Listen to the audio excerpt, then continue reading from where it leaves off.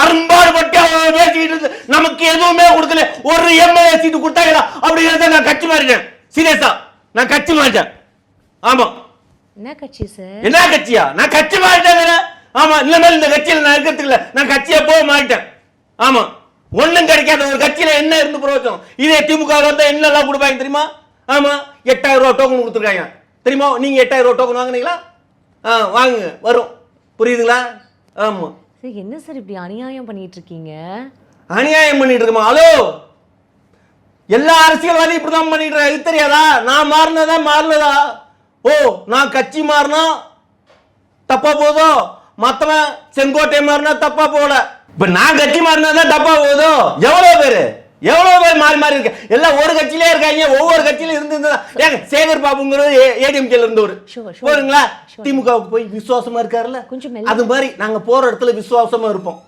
ஆமா, உனக்கு தெரியுமா இந்த துண்டு எங்க அப்பாவோடது. ஆமா, மகனே கடைசி காலத்துல இது உனக்கு உதவுண்டான்னு வச்சுட்டு போயிருக்காரு.